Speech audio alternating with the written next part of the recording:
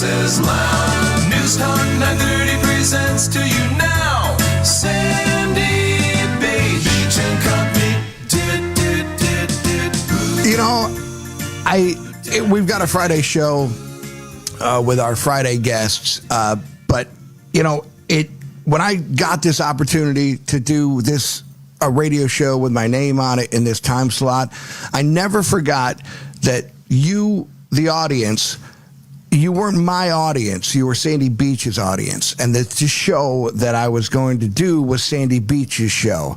And in my adult life, loving talk radio, growing up from the FM dial to the AM dial, there was one name that you could say in Orleans County, in Rochester, New York, anywhere in the state, and in the 60s, anywhere in the country.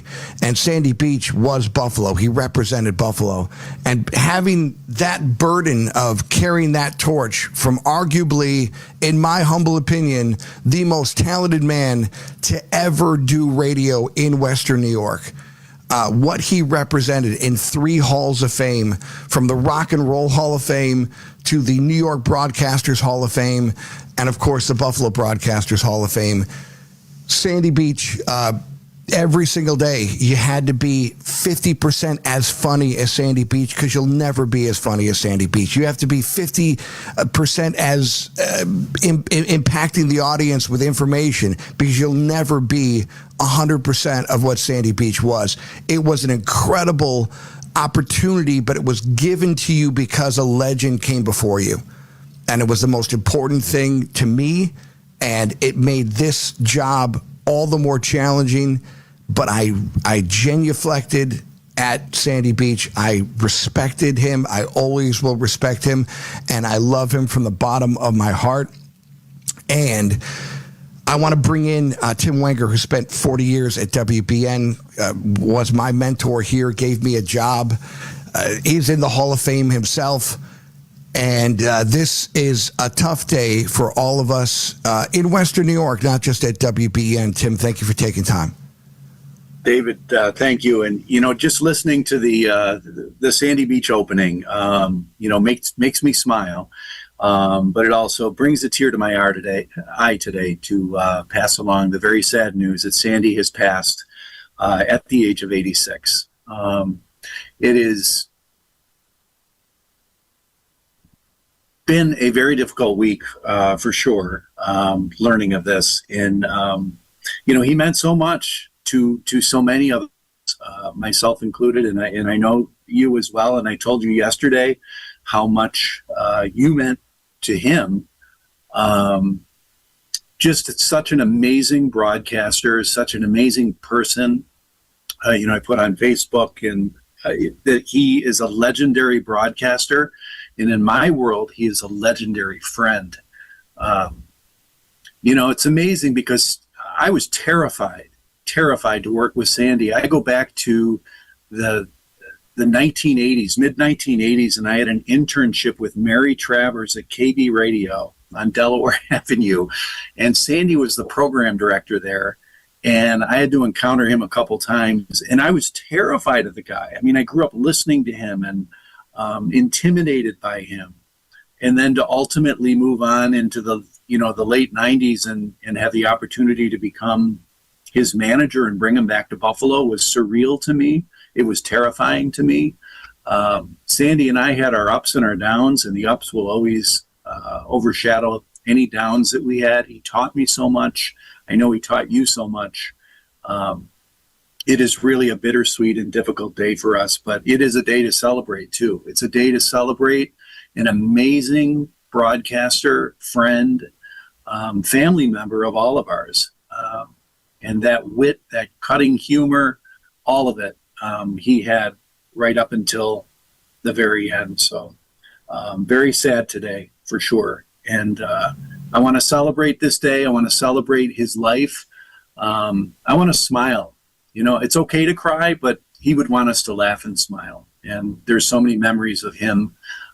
More memories of Sandy make you laugh than make you cry, for sure, right? Well, that's the thing. No one would question the intellect of Sandy Beach. He was whip smart and knew what he was talking about. Never once when a caller would call in, or a guest, he knew everything about what he was talking about. He was prepared. He did his work. But the thing that's always going to shadow his intellect is how absolutely funny Sandy Beach was. His humor was just, I mean, everything was a joke. And then when he got serious, it made it all the more, underlined and important how serious his topic that he was talking about.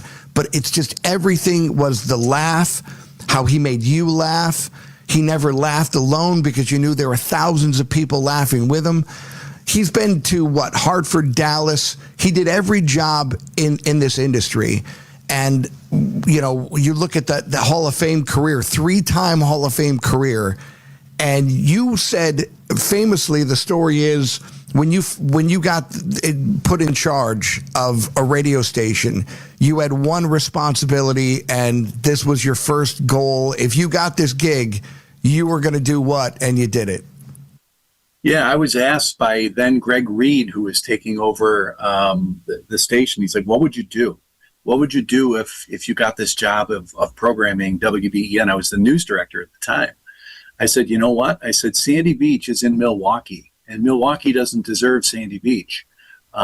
He's doing a country morning show at that time in Milwaukee and doing a bang-up job. He took that from 10th place to like 2nd place in a matter of just a few years. But anyways, that's not what he needed to be doing. He needed to be back in Buffalo. He did a very brief stint prior to Milwaukee doing talk on WGR after he was let go on 102. And he was pretty darn good at it. And we brought him back, and the rest is history, man. I never looked back. He did 9 to noon, he did 3 to 6, and he took it and ran with it. You know this, David. You know it firsthand. You can't fake good talk radio. You cannot fake it. You live it, and you're either good at it or you're not.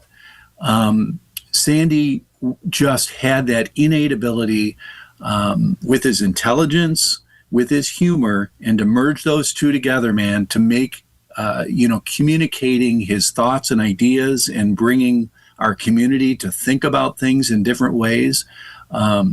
Just amazing. And he never faked it. It was real. When he said it, he meant it.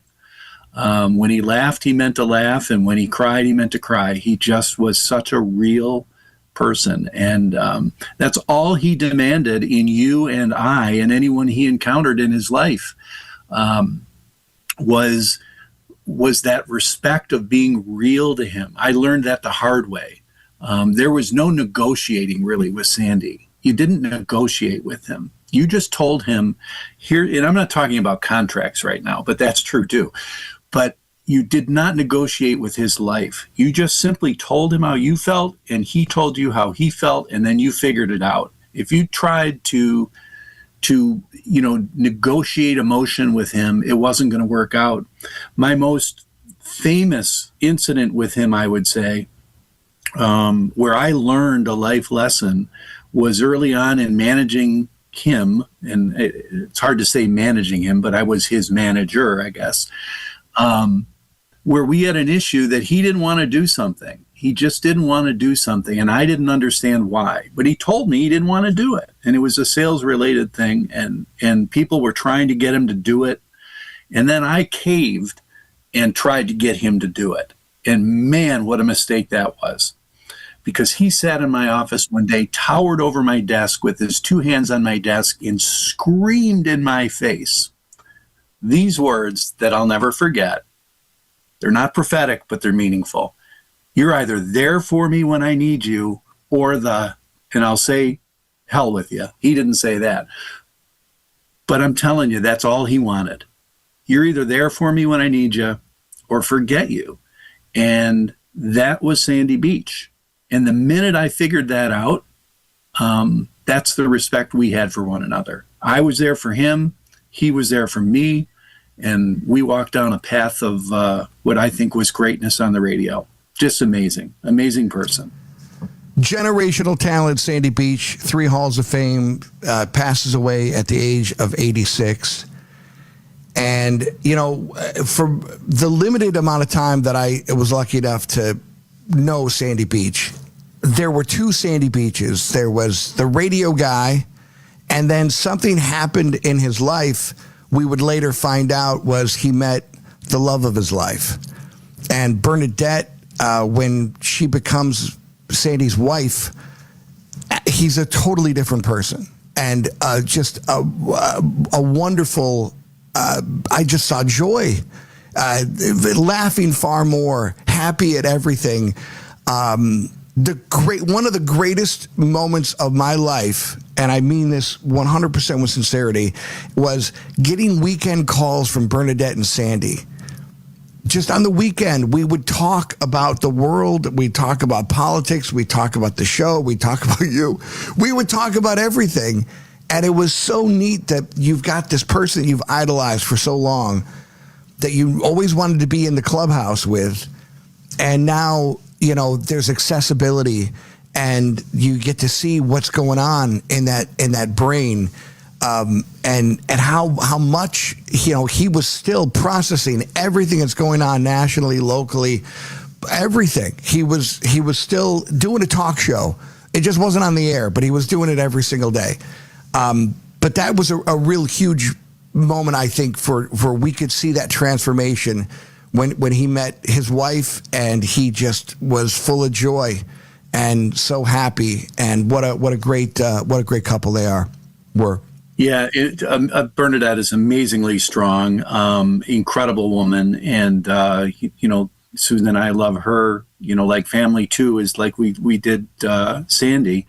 You know, Sandy. You know, he when I first met him, had Cindy, and Cindy tragically passed, and I thought he would never be right. I thought he would never be right again. And then, you know, after some time passed and Bernadette entered his life, it was unbelievable. The tide changed, and you're right, he found the love of his life. You know, they cared for one another the way two people, you know, few people, I guess, can do. And it was such an honor to be at their wedding. It's one of few later in life weddings that I've been to, and how meaningful it was, and the two were just meant for one another. And they shared everything together. They shared humor, they shared anger, they shared every emotion in the book. And she was a curator too of his historic career. And you'll start to see that, I think, come out here in coming days. She kept all of that alive as well as you know, having the personal and loving relationship that the two of them had as husband and wife. So, remarkable woman. That wedding was an amazing time, amazing thing for us to be at and witness. And you know, she meant the world to him for sure. Absolutely. Well, when Sandy came up in radio, the disc jockey, it wasn't a radio host. It became a radio host. But so many people went from that era of radio and tried to go into talk radio, and they were just abysmal failures because it was a completely different discipline. And Sandy not only hit it and knocked it out of the park, but there was something that was really strange in the career of Sandy Beach, where local politicians thought that Sandy Beach was going to be a cupcake softball interview. That they thought, this is a funny guy. He's just going to ask questions, and, you know, like you might get on a TV interview. And boy, oh boy, Sandy Beach was, if you were dishonest or he caught you and you didn't know the facts, or you were trying to fog or smoke screen Sandy Beach, he shredded you.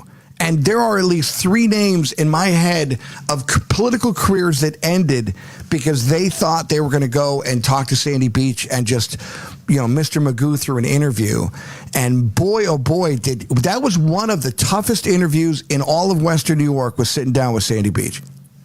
You bet, man. And he read everything. He read everything. You couldn't hide anything from him. I would go into his office, or he'd come into my office, and he literally had stacks of stuff that he had read for whatever he was talking about or whoever he was about to talk about. There was no hiding anything from him. He read it all, and he found out what he needed to know to ask the right questions. He didn't set out to, put someone under. That wasn't his goal, but he just asked the right questions, and sometimes that's where it led, and justifiably so, I guess. But you are absolutely right. He was not a puffball interview. He always, he would say, I would love 5 minutes with that person, in just insert the name of so many people. And quickly people began to figure out, well, maybe I better not go on with Sandy Beach. That became somewhat problematic. You have a bit of that innate ability and problem in your life and career. I've learned a lot from him, and again, I learned more from Sandy Beach by not listening to him on the radio, but just watching him. Tony Robbins has this thing about mentors, and if you want to have someone's career or be like them, you just watch them and copy what they do. The way he moved around the newsroom, the way he conducted himself with people and his coworkers, there was just this idea that when Josh Allen's in the locker room, who your star is. It's Josh Allen. His goal here was not to be the star. His goal was to leave his jersey, to put his jersey into a locker. And when he took it out, it was a better locker room. It was a better company. And that really, his legacy was the station and WBEN, and making WBEN better than when he got here. And that was very clear. Certainly he was proud, and he was Sandy Beach, and no one forgot it was Sandy Beach, but it was the pride in the organization and in the team. He wanted to leave WBN a better station than when he got here, and I think he did, without doubt. 100%. And his preparation mode, I used to watch him. He was like a human computer. Before computers were even as involved in our daily lives as they are right now. He would, his show was at 9 when his first shift was 9 to noon. He'd be in before 6 o'clock in the morning, and you'd watch him. And when you would talk to him and you'd see him interact with people, I used to see this thing in his eye, in his facial expression, where something would lock. Someone would say something to him, or he'd be passing someone in the hall, and I would just see that look. And it was like hitting the enter button on, okay, this has just been admitted as a piece of the show at 9 o'clock. And sure enough, I'd turn the radio on at 9 o'clock, and there it was. That encounter in the hallway turns into, 30 minutes of his show. His preparation was it was, as 24/7. Constantly, Bernadette would tell us, we had the privilege of continuing our relationship with Sandy after his retirement. She said he was literally doing shows in their living room, for her. He would just, go into a rant, and his preparation was unending. And I talk about him as an intimidating figure. Certainly in my life, for sure, I learned, we learned how to love and respect each other. Let me tell you a soft side of Sandy, too. This is a great story. Very few people know. Our kids grew up in the hallways of that building, and, we would bring them in, and Susan worked early. I worked during the day. I'd bring the kids. We'd trade them. The kids they got to know Sandy pretty well. I used to bring Sandy a newspaper every day when the Buffalo newsletter was delivered in paper every day. I used to deliver it to his office. And unbeknownst to me, Sandy would take $1, because that's what the paper cost at one point in our lives. He'd put $1 into his drawer and never tell me about it. Then one day the kids walked into his office. These two little, kids, I don't know how old they were, but they weren't in school. And he said, your dad brings me a newspaper every day. And if I went out and bought a newspaper every day, it would be $1. He pulls open his drawer and he's got stacks of dollar bills. And he says, "This is yours." He goes, "Every day when I get the newspaper, I put $1 in the drawer, and this money is for you two." And our kids went nuts. And then, of course, when are we going to work? When are we going to go see Sandy? He's got more dollar bills for us. Little things like that he did that, that's not the Sandy Beach people knew. That's the Sandy Beach that I knew, that you knew, that all of us that worked with him knew. He was a teddy bear, but he put on that knight of shining armor when he needed to, and just an amazing talent. And I miss him.